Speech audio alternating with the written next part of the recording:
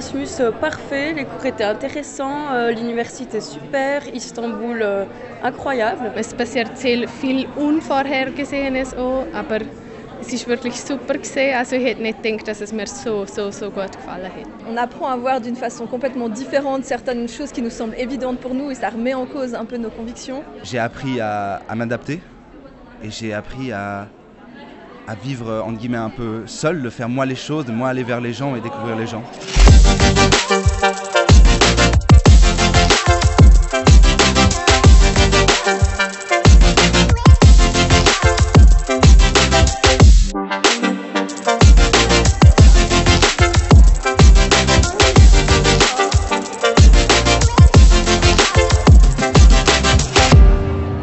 Tous les cours que j'ai faits, ils ont été reconnus et du coup, j'ai pas perdu un semestre du tout. C'est facile de trouver des équivalences. En fait, les professeurs sont là pour soutenir les élèves et ils vont tout faire en sorte pour reconnaître les crédits et encourager les gens à partir parce que c'est vrai que c'est une expérience tellement enrichissante qu'on ne veut pas que ça freine. Du verpasst nichts, du gewinnst ja nur. Du hast mal andere Vorlesungen in anderen Themen, auf einer anderen Sprache. Also, nein, es ist nur ein Gewinn, wenn du mal woanders ein Semester machst. Ich glaube, alles, was ein Auslandssemester bringen kann, ist mehr wert als viele paar Credits, die man verliert. Oder, ja. Also ich glaube, das ist mehr wert als... Ja. Und ein Semester mehr, ein Semester weniger zu studieren oder weniger lang macht auch keinen Unterschied mehr. Avant de partir, j'avais vraiment peur de perdre un semestre et de ne pas valider assez de crédits. Et du coup, j'ai vraiment cherché les cours et l'idée de pouvoir me dire « Ah, il faut que je fasse 30 crédits minimum ». Après le voyage, je m'en fichais en fait de ce que j'avais validé parce que ça avait tellement déjà été un succès. Et là, ce que j'ai découvert au Japon et que le fait que j'ai un pied un peu là-bas, ça va être précieux sur toute ma vie, vraiment.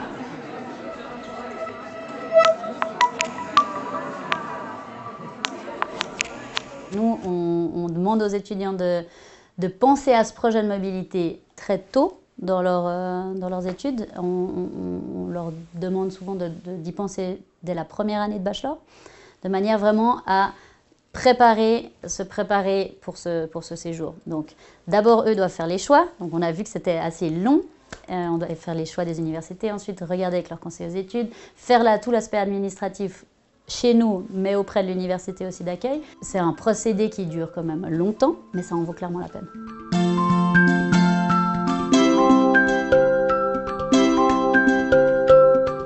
Ils vont découvrir des méthodes pédagogiques qui sont différentes, des méthodes d'enseigner mais aussi d'apprendre qui sont différentes. Si on part à l'étranger, on n'a pas la famille à côté, on n'a souvent pas des amis à côté, surtout pas au début. Donc on est obligé de se débrouiller tout seul, on est obligé de devenir indépendant et forcément ils vont gagner en maturité. Les futurs employeurs vont regarder ces éléments, ils vont voir que voilà, on a pu améliorer notre langue, on a réussi à s'en sortir dans un environnement qui était complètement nouveau, même si on était laissé à soi-même, parce qu'on n'a ni de famille ni d'amis au début.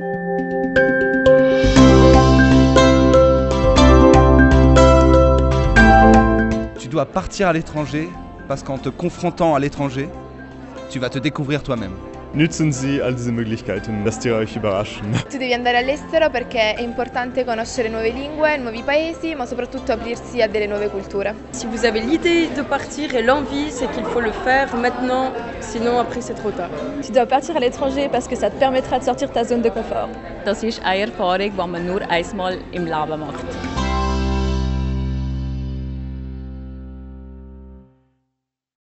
Bienvenue à toutes et à tous pour ce Mobility Lunch. Moi, je suis Marc Schelker, je suis professeur en économie politique ici et puis je suis là en tant que vice-doyen qui est responsable, entre autres, pour mobilité. Donc, je suis très content que vous êtes tous ici. Danke sind Sie da. Mobilität ein enorm wichtiges Thema. Warum? Weil es das ist, was Ihr Studium zusätzlich bereichern kann. So, I'm a bit here to say welcome, but also to motivate you to really think about going abroad. It is a fantastic experience that basically, complements what you learn academically. Mais non seulement au niveau académique, vous allez voir différentes choses, différentes expériences mais c'est aussi plutôt un petit peu au niveau personnel, une expérience qui est incroyable. Vous êtes tous jeunes, vous n'avez probablement pas encore, pas déjà fait 1000 fois parce que vous avez changé le job, vous avez vécu partout dans le monde. Es ist wirklich der Moment, wo Sie alleine rausgehen können, ohne viel Verantwortung, nur Verantwortung für sich. Und neben dem Studium andere Kulturen kennenlernen, andere akademische Sichtweisen kennenlernen und vor allem Freunde finden. Alors, si vous partez, si vous décidez de partir, bien sûr, il faut étudier comme il faut, ça c'est clair, il faut demander cela, faire des ECTS, mais surtout ne restez pas tout le temps dans les bibliothèques. Sortez, développez un network, un réseau, développer des amitiés. Und das sind Dinge, wovon Sie noch ewig zehren werden. Also mein Auslandsjahr, das war später, erst während des Doktorats, ist immer noch eines der besten Jahre, an die ich mich erinnern kann. And I was quite lucky. I had a lot of good years. I have a lot of good memories. But that year, that was absolutely phenomenal on so many levels. So I encourage you, take that seriously, consider going abroad. There is programs that help you do it. Vous n'êtes pas tout seul.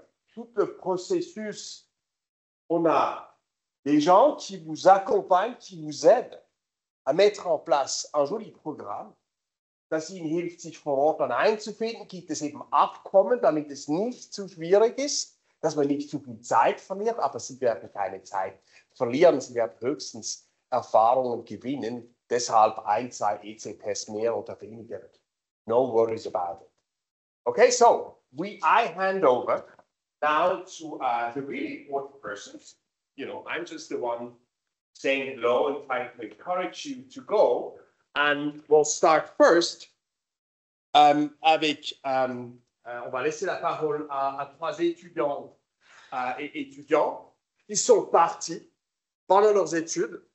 Ils vont d'abord vous montrer leurs expériences, parce que ça, c'est quelque chose qui va vous toucher directement, je crois, avant qu'on va procéder aux questions des Procedures. Also zuerst studieren, wir werden über ihre Erfahrungen berichten und dann geht es weiter zum etwas administrativeren Teil, dass Sie lernen, was denn wichtige Eckpunkte sind, an was Sie denken müssen und viel wichtiger noch, an wen Sie sich wenden können. Das ist absolut zentral, das gibt Ihnen das Vertrauen, dass Sie wissen, Sie sind beim Vorbereiten nicht allein, es kann Ihnen jemand helfen, das zu organisieren, die viel Erfahrung mitbringt, wie man das macht. Donc, après que j'ai donné la parole aux étudiants et étudiants, qui vont donner leurs expériences, je vais donner la parole aux gens responsables pour l'organisation au niveau académique, administratif ici à l'UNI. Ils savent tout. Ils savent tous les aspects administratifs, à quoi penser, quels sont les problèmes potentiels pour les ECTS. Ils ont énormément d'expérience. Donc, je vais donner la parole après à Madame Aschermann. Donc, wir starten mit Paris. À vous la parole. Merci beaucoup. Et puis, bon Mobility Lunch. Haben Sie Spaß? Gehen Sie weg, damit Sie zurückkommen können. Reicht noch eine Fahrt. Ich wünsche Ihnen einen schönen Tag. Auf Wiederschauen. Dankeschön.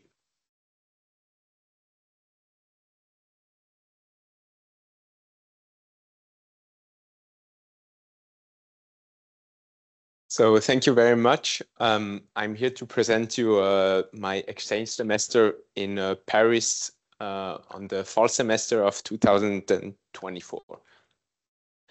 This is the table of contents, so I will first talk a little bit about me and then go through all of the steps from before, during, after the exchange, and then also some final tips and obviously the contact if you need. So about me, I'm Valentin. I study economics at the University of Fribourg, and I did my exchange semester in the fall of 2024 at the Université Paris 1 Panthéon-Sorbonne. There are 2 partner universities in our faculty in Paris. So if you study business, then that would be Panthéon-Sorbonne, so this one. If you study communications, then that would be Panthéon-Assas. And if you're lucky enough, like me, and you study economics, you can choose between both of them. But they're in the same building, so I don't think it changes that much. Then before going to the exchange, really please start planning early. Compare universities from different places, check the different courses. That can actually be quite a struggle to get the information about some courses. On some websites you don't find it, and yeah, it can be quite complicated. And also, yeah, there's quite a lot of stuff you also have to figure out yourself. Obviously, they are here to help you, but you know, you have to do it yourself. Then accommodation, that is also, I think, quite a big part. So I was lucky enough to have a Crous apartment. So that was an apartment that was,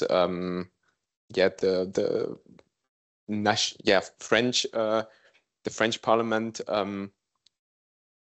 gave money to it. So it was quite cheap, and for some it is very difficult to get accommodation, and for some it is very easy. So really, yeah, that is individual. And then what the University of Fribourg wants from you is that you do a learning agreement. So you have to say the type of courses, the description and all of that, and then you have to sign it from the professors. And really do it well. And they are quite flexible in the University of Fribourg, that they accept a lot. In other universities, they are very, very strict, I think. And be prepared also that this will change. There were 2 courses that I was not able to take, and then I had to switch it up. And I think that is quite normal when you're in an exchange. Then also follow the ESN Instagram page. That is in every city. There's an Erasmus student network, and join a local group chat of Erasmus students. That's where I met most of my friends, actually. Then during the exchange, so I will not talk about too much about academics, because I think when you're in it, then it goes automatically. You will have your courses and then the exams. It is not that different from Fribourg, I think, in my opinion. So I talk more about the human aspect. So first, in the first weeks, really go to parties, obviously study, but go to parties. You will meet a lot of friends there. You will meet people from all over the world. So I think that is very, very important. And then also don't hesitate to suggest things yourself to friends you meet, because you will meet so many people. And then to those that you really like, reach out to them. And yeah, that is very important, I think. And then also stop being a tourist. I think that was the most satisfying thing in Paris, is that after more than a month, I was no longer a tourist, but I lived in Paris. And I think that was amazing, really. And then also an extra thing is plan a weekend with some friends, rent an Airbnb. That was absolutely amazing. We did that twice, so absolutely amazing. And then after the exchange, get the exams accredited. For some, that can be more difficult than for others. It depends on the university. Then also stay in touch with your Erasmus friends. Really, please do go out of your way to meet them. They are so amazing people. And so I've seen my friends quite a lot, actually. Then also there's a post-Erasmus depression. It is hard to get back into reality. There's so many things happening in your Erasmus. You will do so many things. So really, it's kind of difficult again to go home. Then also apply the lessons you've learned, do cool things, be spontaneous, go out of your comfort zone. That is really something that you should apply when you're back home. And I think what summarizes it almost the best is I was there for 6 months, but I think I lived like 3 years. So I think that is the most important. Then final tips, enjoy life. It really sounds so easy, but really do it. It is so cool.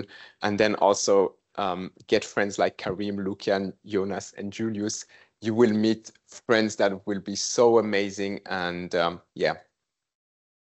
And then there's if you have any questions, then please reach out via email, or if this is too formal, then you can also follow me on Instagram and just text me there, however you like it. So yeah.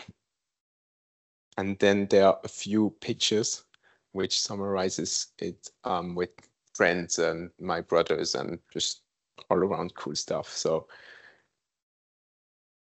and then also they came to Fribourg to watch a Gauthieron game. We went to the Tour de France. I was there for the Olympics, and then I also unfortunately broke my leg, but I think that's part of it. So yes.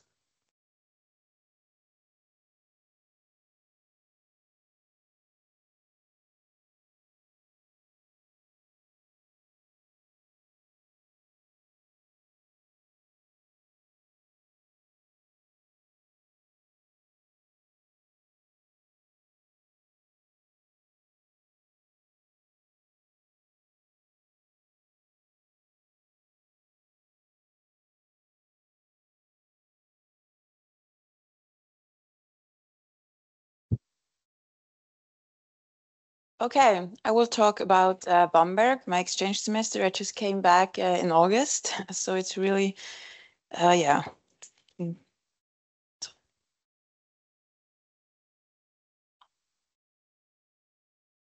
So now, okay, I will just talk about some facts about Bamberg, then some activities, and also some recommendations from my side.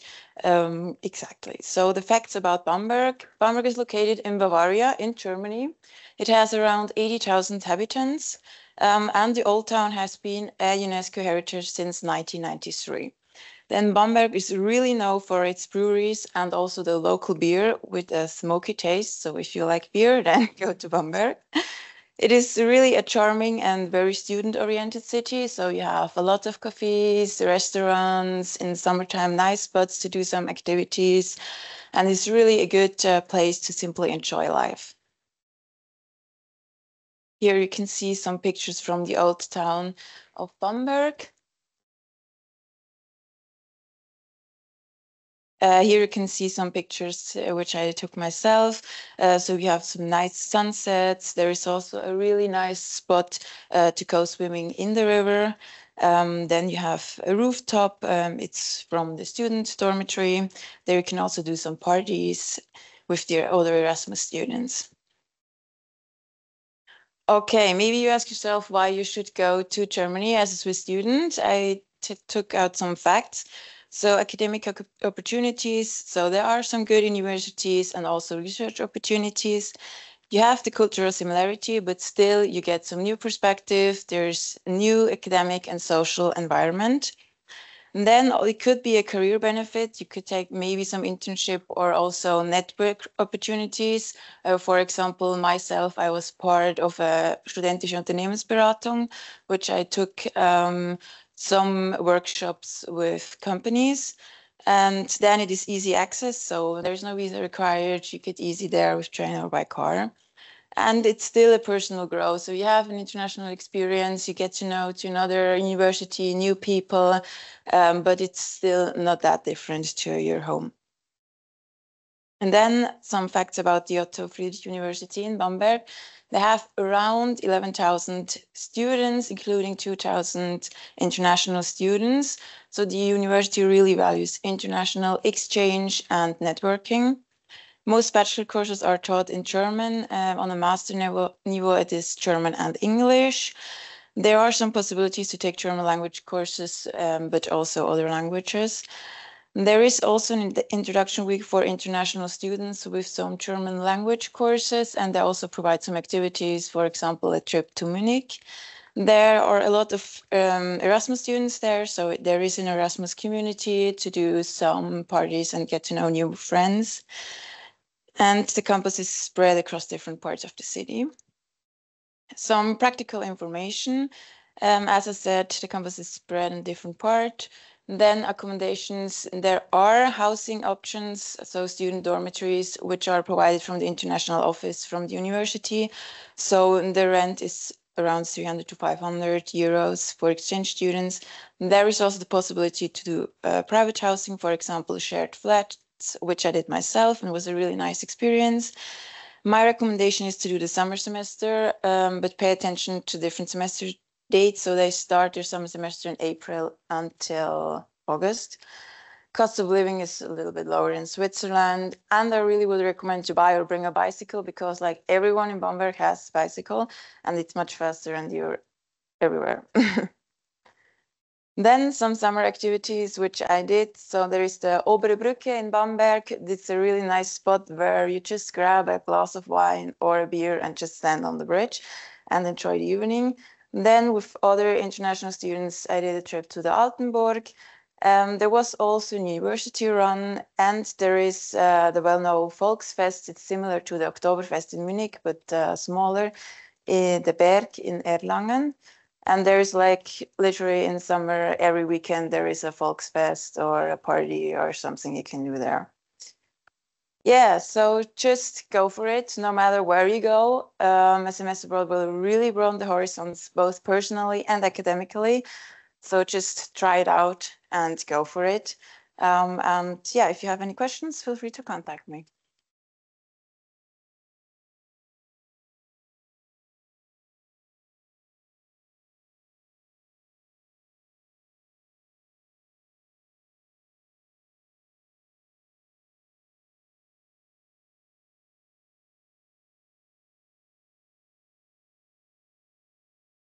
Alors, bonjour à toutes et à tous. On va faire la présentation en français, un peu, pour changer un petit peu des deux autres présentations. Donc, je m'appelle Alexandre Bloch. Je suis parti en 2020 dans le cadre du programme de double master en économie politique ici à Fribourg. Je suis parti en Finlande, à Tampere, pour rechercher un petit peu d'exotisme. Alors, on peut discuter de la notion d'exotisme en Finlande, mais toujours est-il que ça change pas mal et c'est une destination que je recommande particulièrement, au-delà du fait que partir, c'est tout à fait une expérience qui est toujours incroyable. La Finlande, bon, tout petit cours de géographie, c'est un des 3 pays que vous avez juste ici, entre la Suède et la Russie.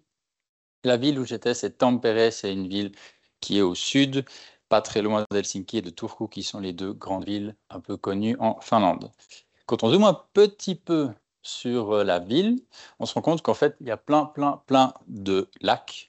D'ailleurs, la Finlande, ça s'appelle le pays aux 1000 lacs. Et on verra dans quelques photos qui vont suivre qu'en fait, beaucoup d'activités culturelles, sportives, sociales tournent un petit peu autour de ces lacs qui gèlent en hiver parce qu'il fait très froid et qui sont tout à fait baignables en été parce qu'il peut faire relativement chaud aussi.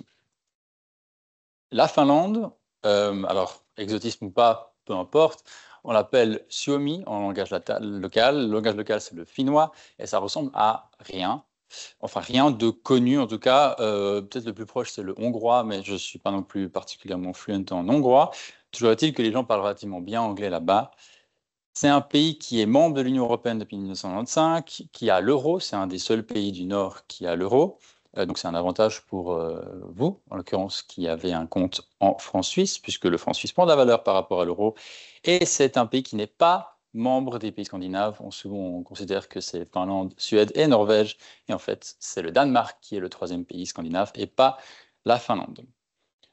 Quelques autres fun facts un peu sur la Finlande, c'est qu'en Laponie particulièrement, donc au nord, là où il y a le Père Noël qui habite, que j'ai jamais rencontré, mais il y a plus de rennes que d'habitants. C'est des grandes étendues de lacs gelés, c'est hyper beau à voir.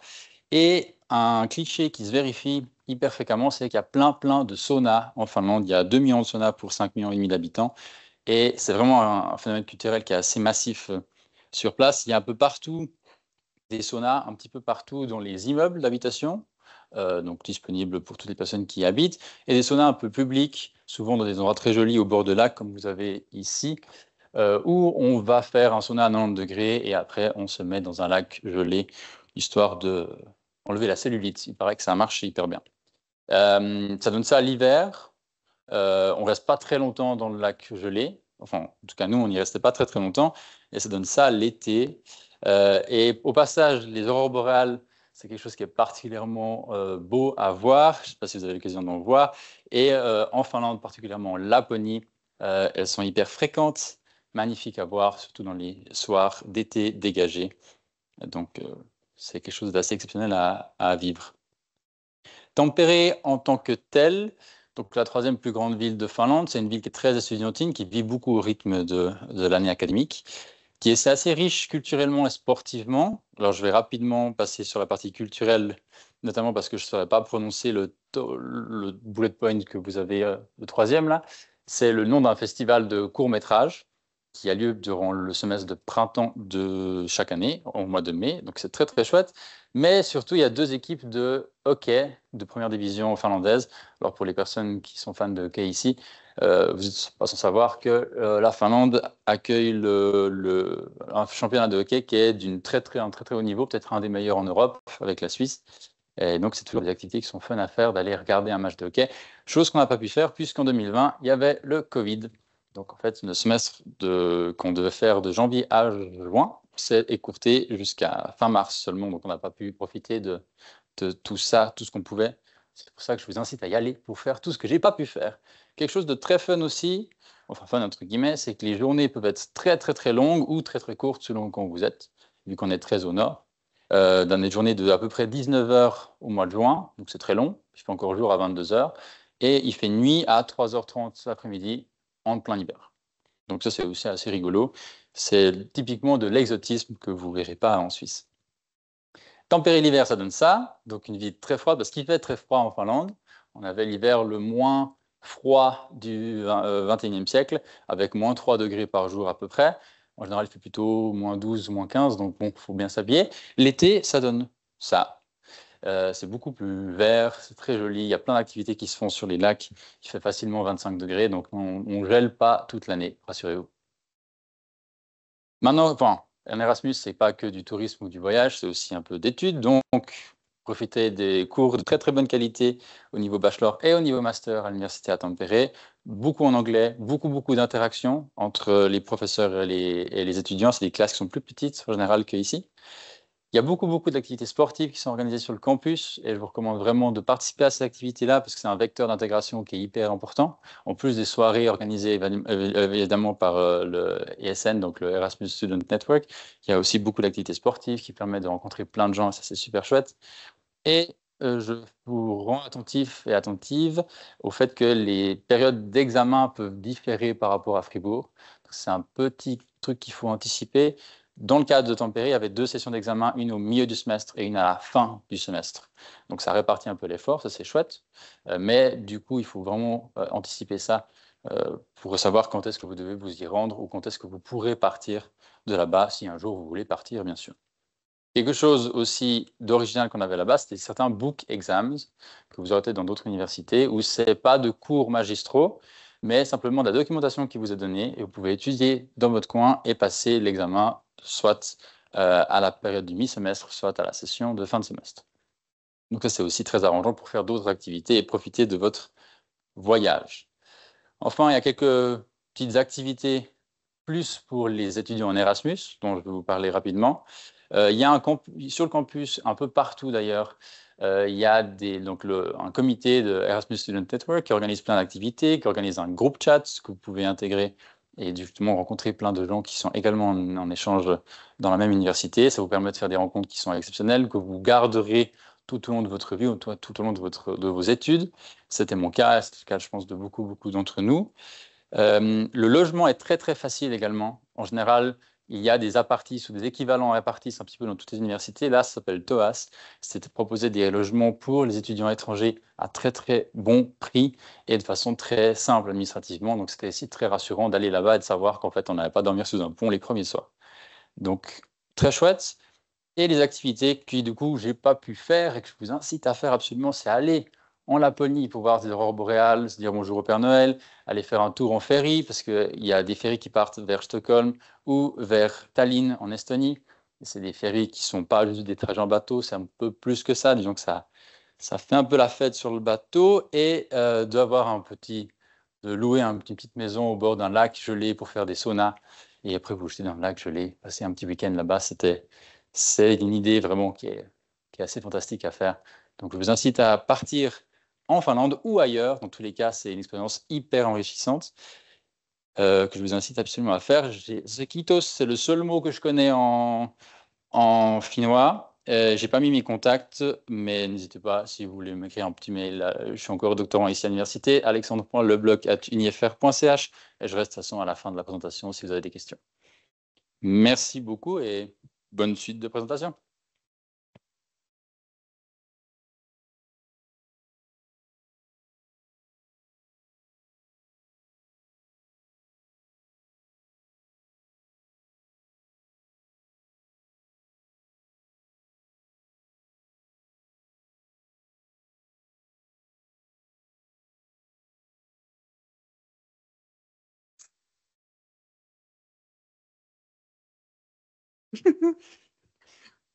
Chers étudiantes, liebe Studierende, nach diesen spannenden Präsentationen werde ich jetzt der Moralapostel sein und Ihnen erklären, wie es geht, dass es nicht nur l'auberge espagnol ist, sondern dass es ja um ein akademischer Aufenthalt geht. Ich werde Ihnen erklären, was aus organisatorisches und was aus akademischer Sicht wichtig ist und zu beachten ist, bereits jetzt, um das Optimum rauszuholen und dann, wenn Sie mal vor Ort sind, wirklich voll von der Zeit profitieren können. On part de l'idée que c'est totalement évident que vous allez trouver une université de votre choix, à l'endroit de votre choix, vous allez trouver vos cours. Ça paraît évident. Vous allez en Allemagne pour apprendre l'allemand, vous allez en France pour apprendre le français ou en Espagne pour apprendre l'espagnol. Eh ben non. Eh ben non, c'est pas aussi simple que ça. Parce que tout simplement, si vous voulez aller à Munich pour apprendre l'allemand, ben zut, presque la plupart des cours à la TUM sont en anglais.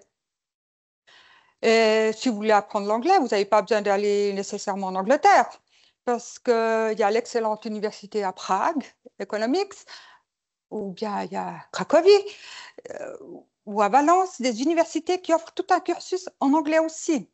Donc, vous pouvez profiter de la culture espagnole ou de la culture à Prague, tout en suivant des cours en anglais. C'est donc pas aussi facile de ça, de trouver la bonne université, celle où vous sortirez le maximum pour vous. Et pour vous aider, en fait, nous sommes deux entités. Il y a d'un côté les relations internationales, présentées ici par Nathalie Neuhaus, qui vous guidera dans la partie organisation, avec les programmes, avec les différents délais, avec les différentes universités. Et vous avez la seconde partie, la partie académique. Ça sera moi, mais aussi ma collègue Cindy Duarte, qui est actuellement occupée au décanat, mais que vous rencontrez aussi. On sera là pour vous guider, surtout pour la partie académique. Donc, vous savez que vous allez partir. Vous pensez savoir aussi où vous allez partir, mais comment procéder. Deux dates clés à garder en tête. Vous n'avez même pas besoin de faire la photo. Il y a des flyers dehors. Donc, les flyers avec ces dates, exactement ce flyer-là, il est dehors. Es ist eigentlich so, sagen wir mal, Sie wollen zur Universität XY in Europa. Sie kommen dahin über das Programm SAMP. Sie können aber auch dahin über ISEP Direct. Na und was bedeutet das für Sie? Das bedeutet schon mal, dass Sie, wenn Sie es über ISEP Direct machen wollen, werden Sie vorher postulieren müssen. Und wenn Sie es über SAM machen, können Sie das erst im Januar machen.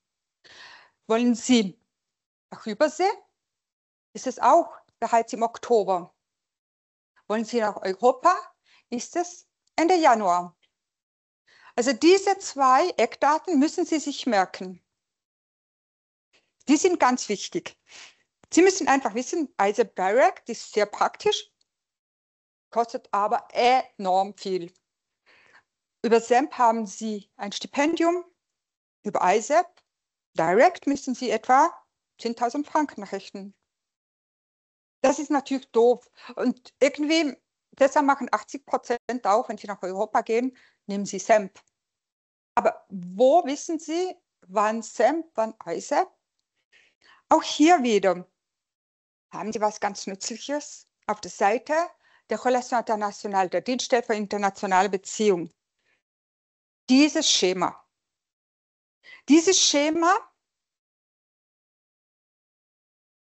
zeigt Ihnen die Charakteristiken, die Fristen, die Bedingungen, die Besonderheiten, das Budget, das Sie einrechnen müssen. All dieser Programme. Dieses Schema finden Sie vor dem Dekanat. Sie finden es auch auf der Seite der internationalen Beziehungen. Ich sage immer, das ist eigentlich das A und O. Das ist eigentlich die Zusammenfassung, organisatorisch gesehen, um zu wissen, wie Sie sich je nach Ihrem Wunsch am besten organisieren können. Sie können auch daran denken, Sie können sehr wohl einmal auf Bachelor-Ebene und einmal auf Master-Ebene studieren gehen. Dieses Schema ist sehr unleserlich, aber eben ganz groß aufgehängt vor dem Dekanat. Und wirklich nehmen Sie sich die Zeit. Okay, Sie wissen, wohin Sie wollen. Sie kennen jetzt die verschiedenen Programme. Sie machen sich schon eine gute Idee und meinen, alles zu wissen. Ja klar, Sie wissen eigentlich schon alles. Aber Sie müssen natürlich auch noch jetzt die exakte Universität finden. Und ich habe die Maus schlecht gedrückt. Weitere Seite, die absolut elementar ist, auch wieder bei der Dienststelle für internationale Beziehungen, le moteur de recherche. Sie sehen, wir sind jetzt in der Organisation immer noch der Reise, des Aufenthalts. Das ist alles Relation internationale. Das ist ein ganz, ganz wichtiges Arbeitsmittel für Sie. Sie geben da ganz konkret ein, wohin will ich, also welche Gegend oder sogar welches Land, auf welchem Niveau, Bachelor, Master, in welcher Studienrichtung, welche Studienrichtung gilt. BWL hat VWL Wahlfächer. VWL hat BWL Wahlfächer. Medienkommunikation, vous avez aussi des branches secondaires. Donc, regardez aussi dans vos branches secondaires. Nicht nur im Hauptfach, auch im Nebenfach. Idealerweise finden Sie eine Uni, die beides hat, also wo wir beide Abkommen haben. Und wenn nicht, schauen Sie vor allem, in welchem Fach Sie mehr Vorlesungen besuchen wollen. Schauen Sie nach dem. Meistens ist es so, dass die Universitäten einverstanden sind, dass sie auch punktuell noch 1, 2 Vorlesungen vielleicht anderswo nehmen. Wie flexibel diese Universität ist, wissen vor allem die Relation Internationale. Die wissen, wie die Kollegen locker sind oder stur. Was Sie hier auch finden, sind die sprachlichen Anforderungen. Die sind sehr unterschiedlich. Die meisten verlangen das B2. Es gibt aber auch durchaus Universitäten, die das C1 verlangen. Aber das finden Sie alle auf diesem Motor der Recherche. Also ich lade Sie wirklich ein, dann auf diese unterschiedlichen Universitäten zu klicken, dort auf die Website zu gehen, dort die Kurse zu suchen, schauen, passt diese Universität zu Ihnen, zu Ihren Erwartungen. Und dann, absolut elementar, Rapport d'Expérience. Alle Studenten, die irgendwann weg waren, müssen ein Rapport d'Expérience abgeben oder sollten ein Rapport d'Expérience abgeben. Und die beinhalten dann wirklich das Gelebte. Also die Uni kann Ihnen Mont et Merveille versprechen. Die Rapports d'Expérience sind dann wirklich die Rückmeldungen der Studenten, die dort waren. Also nehmen Sie sich diese Zeit. Haben wir jetzt an alles gedacht? Doch, wir denken, wir haben an alles gedacht. Wir wissen ja, wo es ein Stipendium gibt, wo wir Uni finden mit Programm. Aber bingo, wir haben noch was. Die Relation Internationale hat noch einen Trumpf. Neuerdings gibt es eine Liste mit Stipendien. Also, die machen eine Liste mit Unis, wo wir Abkommen haben, die trotzdem über ein Stipendium verfügen. Sie bekommen da 500 Franken Stipendium monatlich, wenn Sie an einen dieser Unis gehen. Also das kann nochmals ein ganz wichtiges Argument sein für Sie, sich zu überlegen, ob Sie darüber sehen wollen, weil eben SEM ist ja eigentlich Europa. Dort hat sie ein Stipendium. Aber ISEP, ich weiß nicht, ob es nur ISEP Exchange oder das Direct, ja. Aber da finden Sie wirklich mit diesen Konventionen die Liste, die jährlich ändert. Ich gehe dann weiter. Sie finden den QR-Code auch wieder auf der Seite der Relation Internationale. Extrem interessante Destinationen. USA haben wir Abkommen mit der Mississippi und Nebraska, schon mehrmals Studenten gehabt. Chile haben wir Studenten gehabt. Argentinien haben wir Studenten gehabt. Mexiko, ich denke, das ist ein neues Abkommen. Nicht. Also, da muss ich zugeben, ich glaube, es hat noch niemand von unserer Fakultät.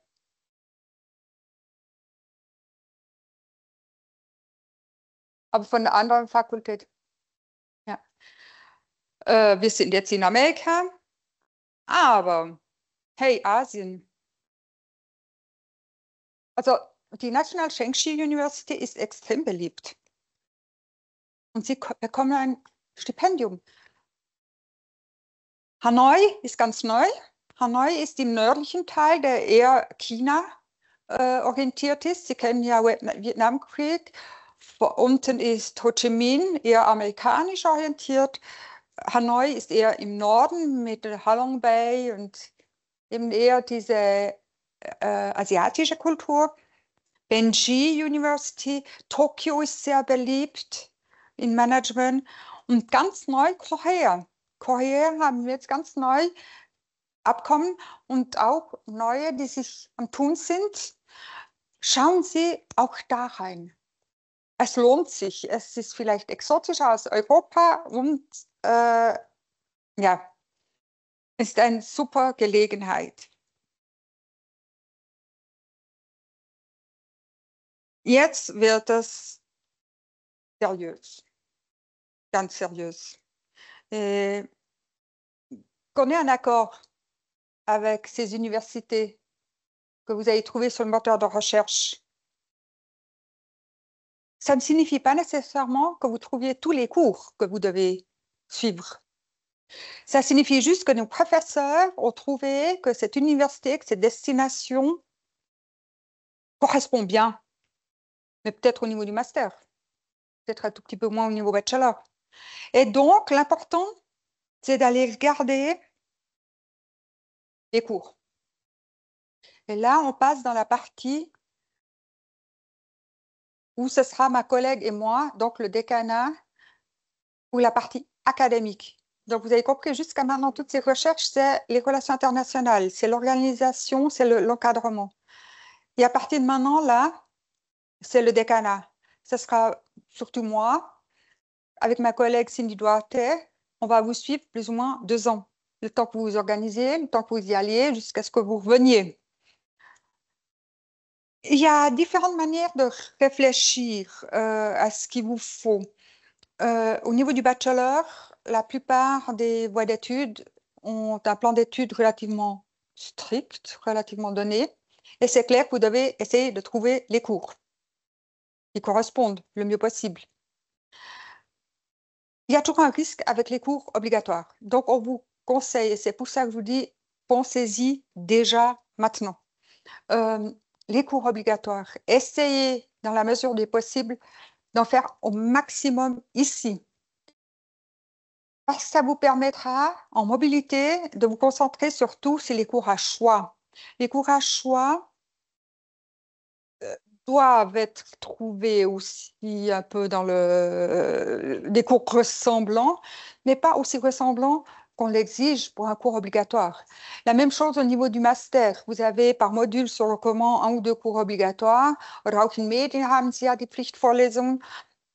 Versuchen Sie wirklich die Pflichtvorlesungen hier zu machen, wenn immer möglich. Auch wenn Sie im Studienvertrag finden, ja, da gibt es ja diesen Pflichtkurs, müssen Sie bewusst sein, dass das vielleicht dann, wenn Sie vor Ort sind, entweder die Plätze genommen sind oder der Zeitplan geändert hat.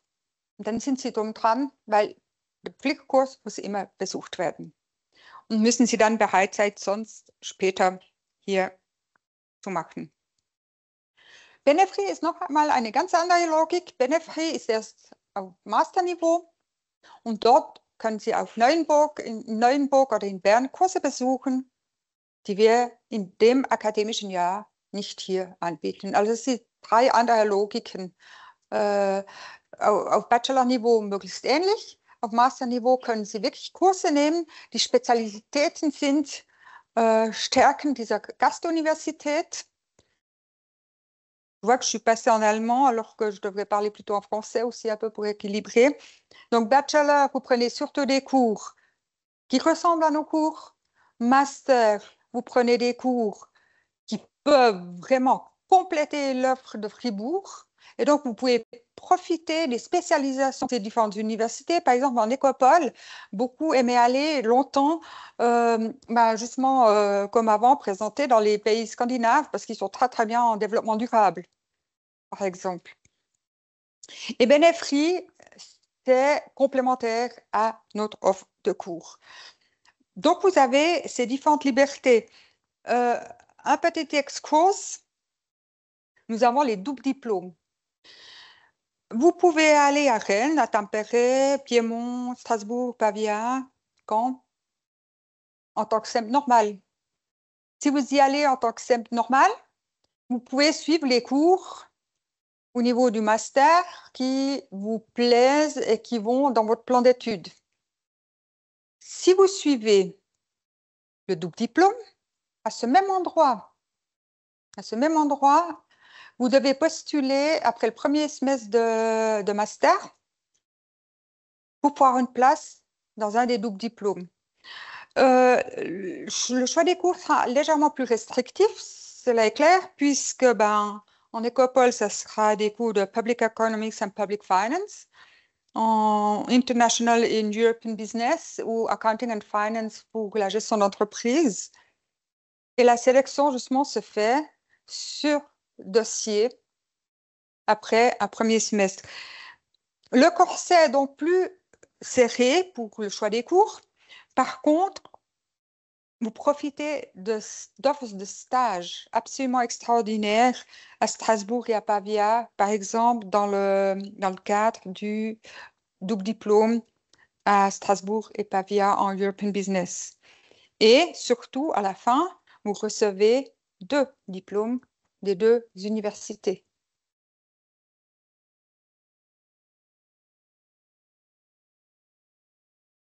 Vous avez donc postulé, vous êtes allé. Une année plus tard, vous avez terminé et vous terminez plutôt plus ou moins, donc d'ici 2 ans, votre mobilité. 2 derniers pas. 1, auprès des relations internationales, vous déposez votre rapport d'expérience et touchez à la seconde partie de la bourse. De notre côté, on doit avoir besoin de votre transcript of records, donc de votre feuille de notes. Généralement, on la reçoit ou bien vous devez demander à l'université de nous l'envoyer. Je sais, c'est dans 2 ans. Je vous prie de vous en souvenir. Parce qu'à chaque fois, ils nous disent « Oui, mais attention, mais j'étais ci, j'étais là. Mes notes ne me sont pas reconnues. » Oui, on ne les reçoit pas automatiquement. C'est protection des données. C'est à vous de demander à l'université hôte de nous les envoyer. Les notes insuffisantes, autre avantage de la mobilité, ici elles comptent si vous les faites ici. Par contre, en mobilité, on ne prend pas compte des notes non réussies. Ça signifie que si vous allez en Chine, vous pouvez vraiment suivre un cours en mandarin, ou si vous allez en Espagne, suivre un cours en espagnol, même si vous n'êtes pas tout à fait sûr du niveau linguistique. Et ben, si vous ne le réussissez pas, on va tout simplement pas en tenir compte. Mais par contre, le cours de langue en soi, c'est purement d'ordre personnel et ça ne va pas dans le plan d'études, donc il ne sera jamais reconnu. Toutes ces informations que je viens de vous donner, vous les trouvez sur le site des relations internationales et sur le site de la faculté. Donc, vraiment, je vous invite à vous prendre le temps de regarder ça, mais relativement rapidement, pour justement vous organiser vos études déjà maintenant. Je reviens à nouveau à la même thématique. Les personnes de contact pour la partie organisation, les relations internationales, prenez absolument leur excellente brochure qui est dehors. C'est un pense-bête qui vous suivra sur toute la ligne. Et du côté du décanat, c'est chez nous que vous venez. J'en vois déjà qui vont aller au cours. Oui, puis vous avez faim. On y va tout de suite, on y va tout de suite. Dernière slide. On a parlé très théorie aujourd'hui, mis à part l'expérience là. Nous vous invitons vraiment de tout cœur à vous réserver aussi mardi prochain au International Fair organisé par les relations internationales. Vous aurez des étudiants incoming, outgoing. Donc, des gens qui ont étudié là-bas seront au stand de la Sorbonne, peut-être, de Bamberg, peut-être, de Tampere, peut-être. Et vous aurez aussi des gens de Tampere, de Paris, de la Sorbonne, de Prague, qui seront présents. Et donc, vous pourrez directement discuter avec eux. Donc, absolument, notez-vous ça. Et puisqu'il y en a qui ont faim, et je pense pas seulement quelques-uns, les questions, je propose, s'il y en a des toutes générales, on les pose encore ici.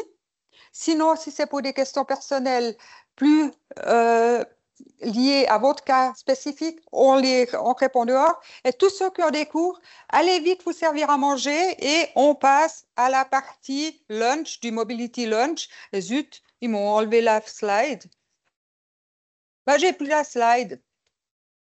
C'était pour vous dire que on va manger.